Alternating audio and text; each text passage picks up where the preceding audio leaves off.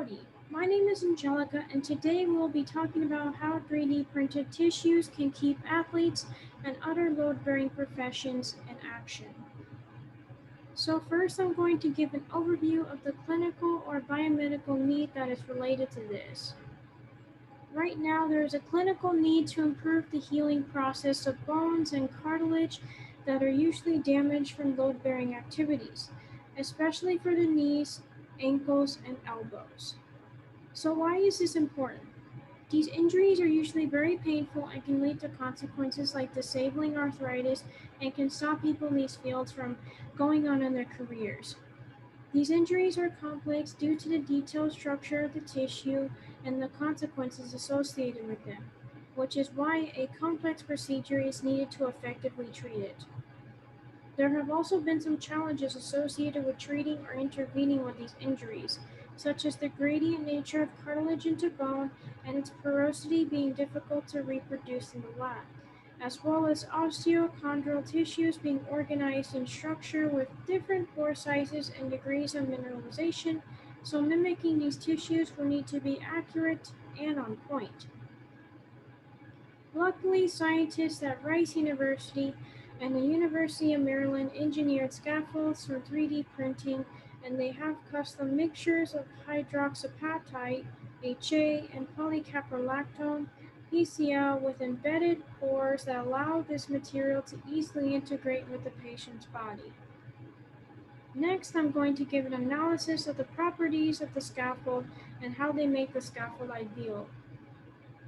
So like I mentioned earlier, the scaffold is made out of two materials, HA and PCl.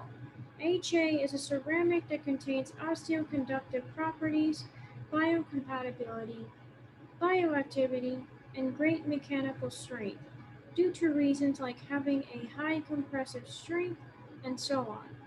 PCl is a polymer that is biodegradable due to the presence of ester bonds. It is semi-crystalline due to having a small amount of branches and also dipole-dipole forces, and it's also biocompatible. The engineered scaffold contains the properties above, so its class of material would be mixed, with the addition of it being porous. So how did these help to make the scaffold ideal? From HA, the osteoconductive properties lead the scaffold to better mimic osteochondral properties. The bioactive property leads the scaffold to have an effect on the body, which is important for the healing process to work, and its great mechanical strength helps the scaffold to have more durability in general.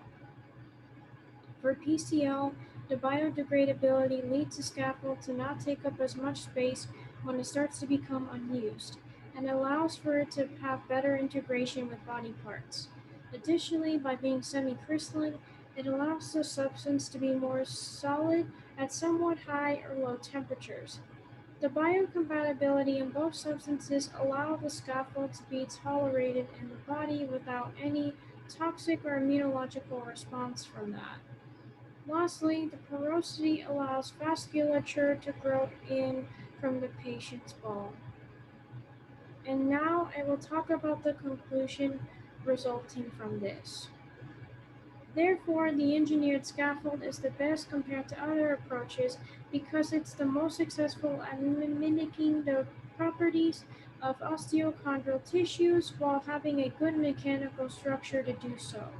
Other common clinical techniques like mosaic plasty, autograft, chondrocyte implantation, and microfracture have had more severe limitations such as graft deterioration, insufficient cartilage formation, donor site morbidity, and a less controlled structure in general. However, a couple of limitations in the design is the uncertainty of how to make it perfectly fit the patient if it were implanted, and the porosity can decrease the flexural strength. In conclusion, this is the most successful design when it comes to treating osteochondral related injuries, especially for people in load bearing careers like athletes. And that is all for my presentation. Thanks for listening.